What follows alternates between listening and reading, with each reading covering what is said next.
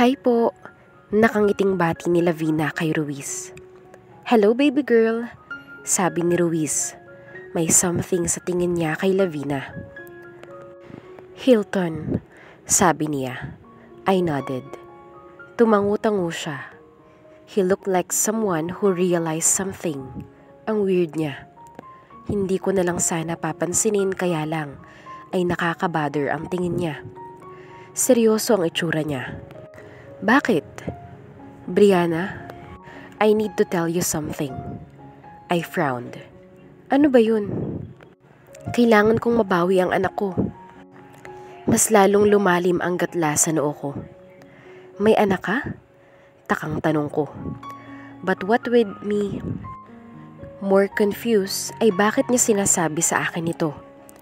Bakit sa akin siya nang hihingi ng tulong? Tumango siya bilang sagot.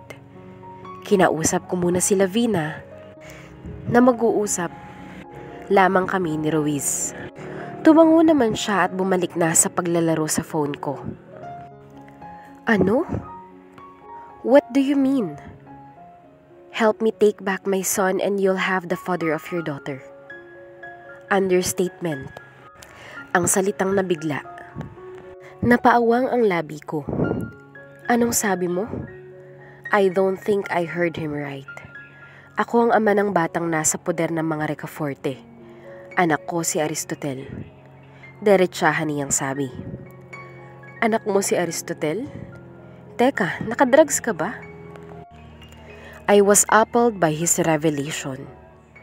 Look, Brianna, I know what you're thinking. Napailing na lamang ako. He does not make sense.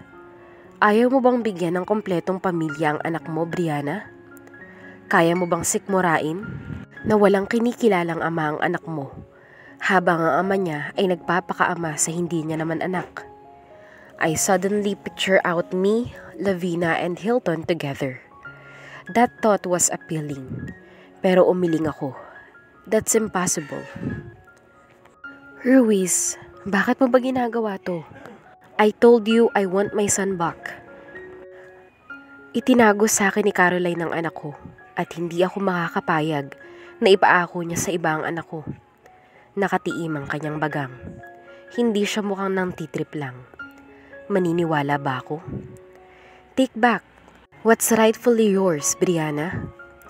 Sumasakit ang ulo ko sa mga pinagsasabi ni Ruiz. Para siyang temptasyon na bumubulong sa tenga ko. Dapat ko ba siyang pagkatiwalaan? I just know him from a common friend. We are not even close. I know what Caroline did way back. That caught my attention.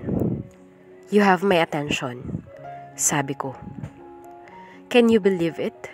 Binayaran ni Caroline ang private investigator na pinadala ni Hilton sa Malaysia para imbestigahan ka. Nalukot ang mukha ko. Ano na naman to? At bakit naman ako papaimbestigahan ni Hilton?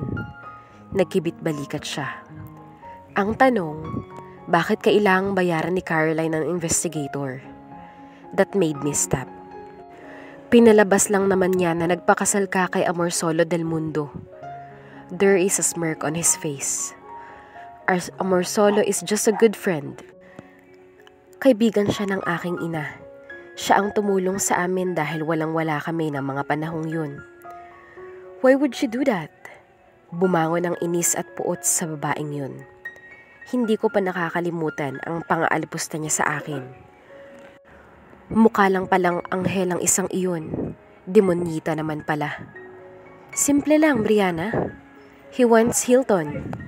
At magagawa lang yun pag na-dispatch sa kanya. He even used my son to make Hilton stay. Cunning woman, isn't she? Bakit naman kita paniniwalaan? I muttered almost out of breath. Because I said so. Napataas na lang ang kilay ko. Kinuha niya ang kamay kong nakapatong sa lamesa. I was caught off guard. Help me, Brianna. Nakatingin siya ng diretso sa mga mata ko. I can feel the intensity of his stare. Parang gusto ko na lang siyang paniwalaan. Sige. I found myself agreeing. Nababaliw na siguro ako para pumayag sa mga sinasabi niya. "Hilton!" I gasped hard when he suddenly popped up out nowhere. I saw fist landed on Rui's face. His looks murderous. "Damn you, Recaforte!" Sapo-sapo ni Ruiz ang matamaang panga. "What are you doing here?" Nalilisik sa galit ang mga mata ni Hilton. "Ma!" Doon lamang ako natauhan. "Magsitigil nga kayo. Utang na loob, may bata." Asiko sa kanila. Magsusuntukan pa ata ang dalawa. Nakatingin na ang iilang customers. May lumapit na nga ng mga staff. Nakayakap na sa akin si Lavina. Natakot panigurado dahil sa pagkakagulo ng dalawa. So much for a father and daughter meet-up. Hindi pa tayo tapos Alcantara. Hilton grabbed my hand and carried Lavina in one arm. Before I knew it, ay nakasakay na kami sa sasakyan niya. I was like, what was that? Nakatiim pa rin ang bagang niya. Galit talaga siya. Hindi ko naman alam ang kinagagalit niya. Siya na nga itong sobrang late. Akala ko talaga ay hindi na siya darating. Si Lavina ay napatulala din. Paano ba namang hindi? Ikaw ba naman ang kuhanin? Basta-basta ng daddy ng kaklase mo. "Ma, bakit po tayo umalis? Baka dumating na si Papa tapos nakaalis na tayo. Bakit pa nisama tayo ng daddy ni Aris?" Sunod-sunod niyang tanong. Gusto ko na lamang sabunutan ang sarili ko. Ano ba naman itong pinasok ko? Mas may igugulo pa ba ang buhay ko ngayon? "Anak, mamaya ko na ipapaliwanag, okay?" Kalmado kong sabi habang binabalingan si Lavina na nasa backseat. "Okay po," nakapout niyang sagot. "Bakit kasama mo si Alcantara?" Mapang-akusang tanong ni Hilton nang paalis na kami. "Siya ang lumapit sa amin," sabi ko. "Anong sinabi niya sa'yo?" Napaisip naman ako kung sasabihin ko pa sa kanya o hindi. Nagkibit balikat na lamang ako. "Wala naman." Simpleng sagot ko pero hindi yata niya nagustuhan. Mahigpit ang kapit niya sa manibela. "Wala." Pero hawak niya ang kamay mo. Kung anime lang si Hilton ay nai-imagine kong may lumalabas na usok sa ilong niya. Namumula na nga siya dahil sa galit. Ano naman ngayon kung hawak niya ang kamay ko? Pabalang kong turan. "Dumb, Brianna." Mahina lang ang pagmumura niya para siguro hindi marinig ni Lavina. Napairap na lamang ako. "Pakihatid na lang kami sa bahay," sabi ko habang nasa daan ng tingin. Hindi siya sumagot. Nagulat na lang ako nang hindi papunta sa amin ang daan na tinatahak ng sasakyan. Nagpanik ako. Baka kung saan na naman kami dalhin ng talipandas na hindi sumipot. Sumipot pala pero halos 1 oras na late. "Hoy, saan mo kami dadalhin?" Tanong ko pero hindi niya ako sinagot. Sa halip ay sinamaan lamang ako ng tingin. Gago. I mouthed sa inis ko. Wala naman akong magagawa. He won't just listen lalo na paggalit siya. "Gago talaga ako, Brianna. Lalo na pagdating sa'yo," sabi niya at napamaang ako sa sinabi niya. "Ano?" Napataas ang boses ko. "Don't ever come near that guy, Brianna. Makakapatay ako." "I could have killed that bastard for touching you." Tumaas ang kilay ko sa mga pinagsasabi niya. "Bakit ka ba galit, ha?" Umismid ako. Kung tutuusin ay dapat ako ang magalit dahil late siya. Kawawa si Lavina dahil pinaghintay niya. Excited pa naman ang bata. "Bakit ako galit?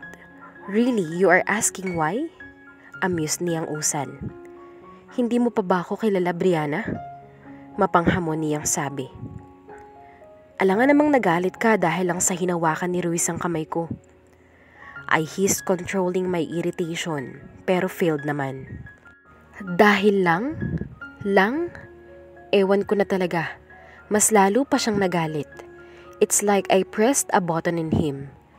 Lumalabas talaga ang pagkasira ulo niya. Bakit ko ba nakalimutan yun? Ang may lumapit nga sa'yo, kinakainis ko. What more? That bastard touched you. My head abruptly turned to him. Nakanga ako. I can't say anything. I'm lost for words. Gago. Pero kinilig ka. Panunuya ng isip ko. I saw him smirk. Ako na din ang nag-iwas. Nang tingin dahil hindi na ako nagsalita. At sa daan na lang ang tingin. Paminsan-minsan ay chinecheck ko si Lavina. After some time ay pumasok kami sa isang pamilyar na subdivision. Nanlalaki ang mga mata ko. Nagpapanik na din ang aking kalooban. Bakit mo kami dadalhin sa bahay niyo? My family wants to meet our daughter. Pinagdiinan niya talaga ang salitang our daughter. Parang gusto ko na lang himatayin nang pumasok kami sa malaking gate ng kanilang mansyon. Hindi na siguro maipinta ang mukha ko dahil sa kaba. Nakailang mura na ako sa isip ko kay Hilton nang tuluyan kaming makarating. The car stopped. Binuksan niya ang pinto sa side niya at lumabas. Binuksan niya ang pinto sa likod para kuhanin si Lavina. But I stayed rooted in my seat. Hindi ko na malaya na nasa side ko na si Hilton at nakabukas na ang pinto. Hindi ka pa bababa? Nakataas ang kilay na tanong niya. Napahigpit tuloy ang kapit ko sa seatbelt ko. Kumabog na naman ang dibdib ko. Fine, he said. Akala ko ay iiwan na lang niya ako, but I was caught off guard. Tinanggal niya ang seatbelt ko at akmang bubuhatin ako. Wait! Awat ko sa kanya. Ito na nga, bababa na. Nagmamadali? May lakad? Diyos ko, nanginginig ang tuhod ko. Now he is grinning and I want to wipe that off his face. Gago talaga siya. Mabibigat ang bawat hakbang ko. Hinawakan ko si Lavina. Akala ko ay si Hilton ang mauuna pero nasa likod lang namin siya. It's like he is making sure na papasok kami at hindi tatakas. As if namang makakatakas kami. Pumasok kami sa front door. Nanlalaki ang mga mata ko nang makitang naroon ang buong pamilya na parang may hinihintay. Nanlalamig ang mga kamay ko. Lahat sila ay napatingin sa amin, especially kay Lavina. Halata naman ang pagtataka sa mukha ng anak ko. Family, I want you all to meet my daughter Lavina. Nakangiting sabi ni Hilton at mukhang proud na proud pa. Napalunok ako. I did not sign up for this, sigaw ng isip ko. Dahil matalino ang anak ko ay nakuha niya agad ang sinabi ng magaling niyang ama. But she is too shocked. Biglain ba naman ang bata? Napaawang ang labi niya at namimilog ang kanyang mga mata. I want to strangle his neck right now. Lumuhod ako para magpantay kami ng anak ko because my daughter looked at me with a questioning look. Anak, di ba sabi mo, gusto mong makita ang papa mo? Malumanay kong sabi. Opo, tumango siya. Siya ang papa mo. Itinuro ko si Hilton, para namang may bumara sa lalamunan ko. Kumunot ang kanyang noo. Po, hindi po siyang papa po. Daddy po siya ni Aris. She cutely argued. Papa mo rin siya. Malungkot akong ngumiti. This time ay si Hilton na ang lumuhod para kausapin si Lavina na hindi makapaniwala. She is frowning like how his father frowns when he is struggling to figure out something. Baby girl, I'm your father. Mukha pang maiiyak si Hilton and I looked away. Ang drama ng tagpong ito. I was not prepared for this. Nakatingin lang naman sa amin ang mga audience. Daig pa namin ang mga nasa teleserye. Napailing na lamang ako dahil ang totoo ay kumikirot ang puso ko. How could I do this to my daughter? Paano ko naatim na pagkaitan ng anak ko ng ama? Gusto kong murahin at sapakin ang sarili ko. Pero nang makita ko ang kakababalang sa hagdan, ay nag-iba ang isip ko. Hilton, what are they doing here? Tanong ni Caroline. Para namang nag-flashback ang pagkikita namin noong binyag ni Aris. Iyong pagtangka niyang bayaran ako at ang mga sinabi ni Ruiz. Para akong bombang inabot na ang sukdulan at sumabog. Without thinking ay mabilis kong tinakbo ang pagitan namin at sinabunutan siya. Minura ko siya. Humiyaw ako na walang pakialam sa mga nakakakita. Gulat na gulat siya at nagtitili pa. As of the moment ay goal ko talagang kalbuhin ang babaeng to. Ang babaeng sumira sa lahat.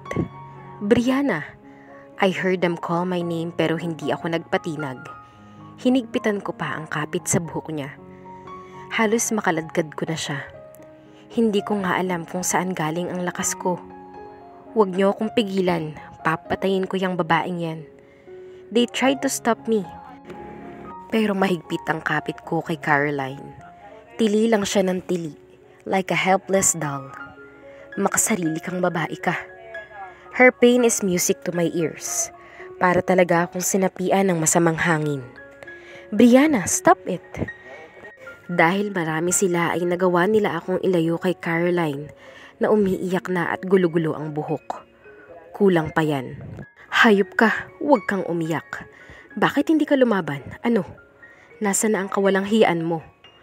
Nanggagalaiti talaga ako sa galit sa kanya. Bitawan mo ako, Hilton, at papatayin ko ang babaeng yan. I tried to escape from his grip pero mahigpit ang kapit niya. You don't know what you did to my woman. Tama na, Brianna.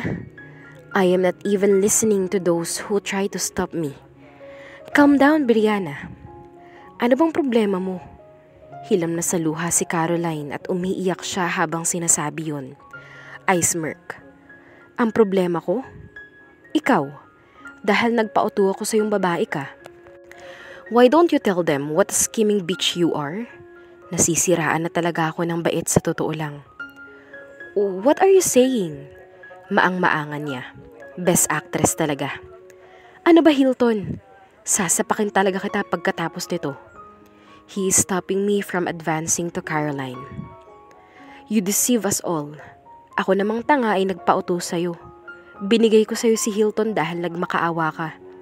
Ako naman, kinarir ang pagka-selfless. Pinagbigyan ka kahit anak ko ang kapalit. Kaya pala threaten na threaten ka sa akin, sa amin ng anak ko. I am hissing. Halos pumutok na ang litid ko sa leeg. Brianna, hindi ko alam ang sinasabi mo. Lalo lamang uminit ang ulo ko. Dahil sa pag-iyak niya. Kulang pa ang mga luha niya sa iniluha ko. You tried to pay me para lumayo. Bakit hindi mo aminin? Takot na takot ka dahil wala ka naman palang hawak kay Hilton. Ano, tatanggi ka pa? Bakit hindi mo sabihin kung sino ang totoong ama ng anak mo? Lalo siyang humagulhol pero wala na talaga akong pakialam. I am driven by anger, pain, regrets, and a lot of emotions. Hingal na ako. Naninikip ang dibdib ko. May narinig akong mga singhap. Hilton loosened his grip kaya nakawala ako. Mabilis kong sinugod si Caroline. But before I can come, my knees weaken and my eyes becomes blurry, then I black out. Brianna! Boses ni Hilton ang huli kong narinig bago mawala ng malay. Mabilis ang naging galaw ko. Before Brianna fall on the floor ay nasalo ko na siya. Binalot ako ng pag-aalala sa kabila ng gulo sa isip ko. Mabuti na lamang at kinuha na ng katulong si Lavina bago pa lumala ang komosyon. Call the doctor, I ordered. Dom, baby, what happened to you? Binuhat ko siya. Hilton? Caroline called me but I didn't turn my head. Tuloy-tuloy lang ako sa kwarto ko. Inilapag ko siya sa kama. He looked so calm sa kabila ng pagwawala niya kanina. That was the first time I saw her burst in rage. I can't even stop her. Inayos ko ang pagkakahiga niya. While waiting for the doctor, I keep on facing back and forth. Parang sasabog ang ulo ko sa dami ng nangyari. Sa sinabi niya, gulong-gulo na ako. Huwag niyong hahayaang makaalis si Caroline. I will deal with her after this. I said in a controlled voice. Nakuyom ko ang kamao ko. Copy, bro? Charles nodded. The doctor is here. Pumasok si Einstein kasama ang family doctor. Mabilis na dinalohan ng doktor si Brianna. Nasa tabi lamang ako habang naghihintay na matapos ang pag-examine sa kanya. Hindi naman ako mapakali. What if something bad happened to her? Pangalawang beses niya nang nahimatay. Kung hindi lang ako nagulat sa sinabi niya, ay hindi ko siya mabibitawan kanina. I became impatient by the minute. After what seems eternity, tapos na ang pagsusuri sa kanya. How is she, Doc? Why did she collapse again this time? Eager kong tanong. Sir, did the patient experience too much stress today and the past few days? Tanong ng doktor. Yes, Doc. Sagot ko at walang duda ang grabing naging stress ni Brianna magmula noong kidnapping incident at kanina. She was furious a while ago. Tumango-tango ang doktor sa sagot ko. Her vital signs are good, but stress is not good for her condition. Kailangan niya pong umiwas sa anuman pong stress. It's not good for the baby. It can cause miscarriage. Po? She is pregnant, sir. Napaawang ang labi ko. After giving prescription, the doctor left immediately. Naiwan akong nakatulala. Brianna is pregnant. I felt my heart skip a beat. I got my Brianna pregnant. Sigurado ako na ako ang ama. I feel the warmth and touch my heart. Nakaupo lang ako sa side niya habang hawak-hawak ang isa niyang kamay. I kissed her hand. Rest, my Brianna. We will be having another baby. I feel so happy sa kabila ng gulo. My heart is filled with happiness again. I don't want, and I won't ever let you go, babe. You can't run away from this time. I don't care if you won't take me back. Sisiguraduhin kong hindi ka na makakawala. Not now that we are having our second baby, not ever. I just watch her as she peacefully sleeps. I'll deal with Caroline later. Kailangang nasa tabi ako ng mahal ko pagkagising niya. My Brianna, you always make me happy. I kissed her forehead. Pinakiramdaman ko at pakiramdam ko'y may nakatingin sa akin. I slowly opened my eyes at bumungad sa akin ang pagmumukha ni Hilton. I was a little bit startled. Nasaan ako? We are still in our house. Nasa kwarto kita. My brows furrowed. Bakit ako nandito? You collapse again, babe. I frowned even more. Hindi dahil sa sinabi niyang nahimatay ako, but when he called me baby. How are you feeling? May nararamdaman ka ba? May masakit ba sa'yo? Sunod-sunod niyang tanong. Para siyang tanga. Okay lang ako, Hilton. Okay ka lang ba? Ang weird mo. Sabi ko na lang. Nakangiti lang naman siya. His smile creeps me out. Bakit ganyan ka makangiti? Hindi ko na mapigilang magtanong. As far as I can remember ay wala namang dapat ikangiti. Nanumbalik sa akin ang nangyari bago ako nahimatay. Nag-iinit na naman ang ulo ko dahil kay Caroline. Nasaan na pala yun?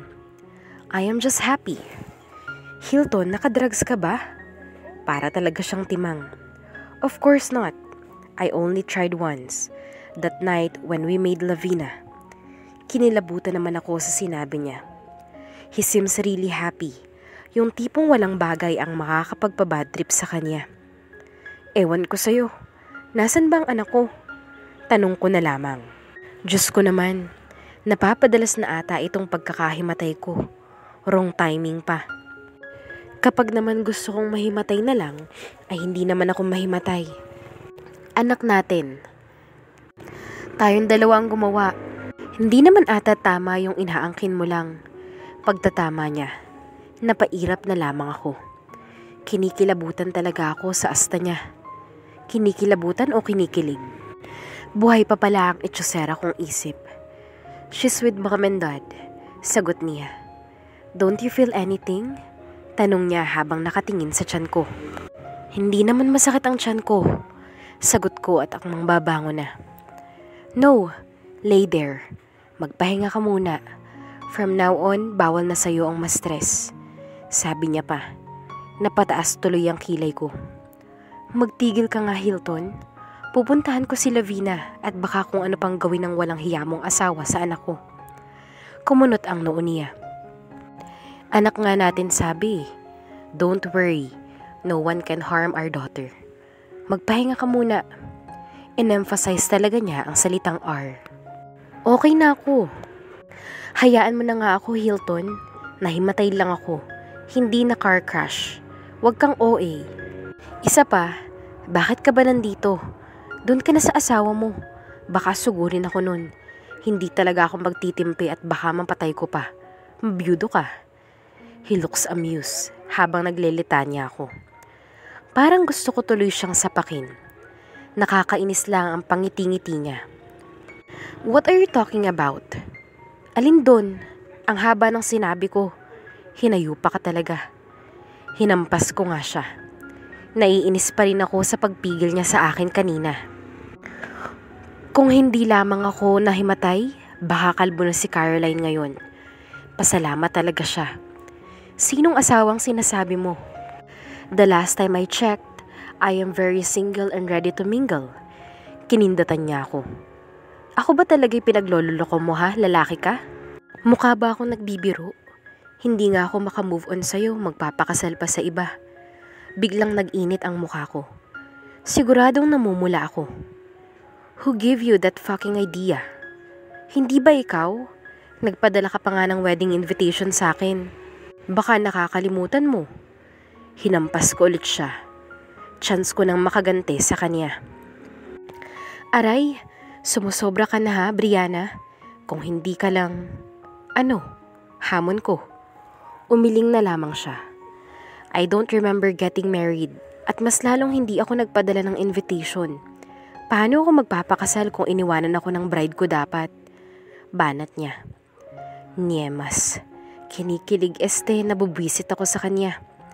Sino nagpadala sa akin noon, aber? Nagtagis ang bagang niya, but it did not affect the happiness in his eyes.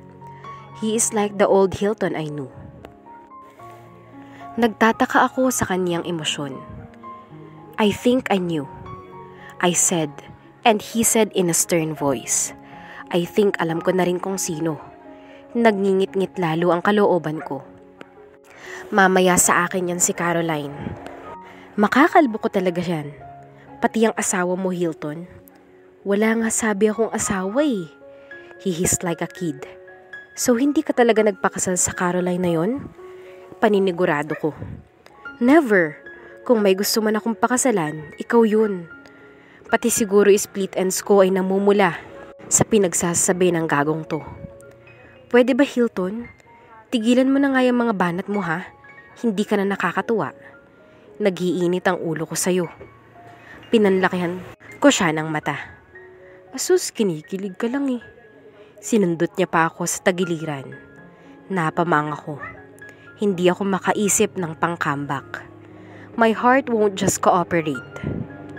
Sobrang bilis ng kabog nito. Inirapan ko na lamang siya. Bahala ka na nga dyan.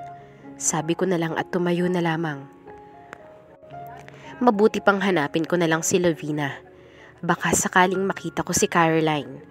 That woman really messed up everything. How dare her? Nagilty pa ako sa nangyari sa amin ni Hilton sa Korea. Wala naman palang karapatan ng gaga. Hey, where are you going? Tanong niya habang nakasunod pa rin sa akin. Uuwi na dahil baka makapatay lang ako. Hindi ka pwedeng umalis, sabi niya. Ngunit umismid ako. At bakit hindi? Because I said so. Hinarap ko siya at pinamewangan. Tigil-tigilan mo nga ako, Hilton. Baka pati ikaw ay mapatay ko. He chuckled. Ang sarap. Ang sarap sa tenga ng tawa niya. Baby, calm down. Bawal sa'yo ma-stress. Sabi niya. Nanindig talaga ang balahibo ko sa pagtawag niya sa aking iyon. Nakakangilo. Nasaan ang anak ko? Anak natin. Pagtatama niya. Whatever. I rolled my eyes heavenward. Nadatnan ko sa garden sina Lavina, Tita Felicia, and Tito Harold. Mukhang siyang siya ang dalawa kay Lavina. Nasa likod ko si Hilton at nakasunod lamang sa akin. Habang pinipilit pa rin akong magpahinga. Sira ulo talaga. Pangiti-ngiti pa siya. Akala niya ay natutuwa ako sa kanya. Biglang nanumbalik ang inis ko sa paghihintay niya sa amin ni Lavina. Tapos, bigla na lamang niyang sinapak si Ruiz. "Hello po. Pasensya na po kayo sa ginawa ko kanina." Sincere kong sabi. Ngayon lang sumanib sa akin ang espiritu ng hiya. I was so barbaric. Nakakahiya. That was uncalled for. Tumango si Tito Harold. Si Tita Felicia naman ay ngumiti ng tipid. They have this look that says, "I must apologize to Caroline too." Nun ka. Kulang pa yung ginawa ko. Wag lang talagang magkakamali ang babaeng yung magpakita sa akin. Tumango si Tito Harold. "She is so lovely," sabi ni Tita Felicia habang nakatingin kay Lavina. "Mama," tumayo si Lavina sa kinauupuan niya at pumunta sa akin para yumakap. "Mama, sila daw po ang grandma at grandpa ko," sabi niya at tumango ako.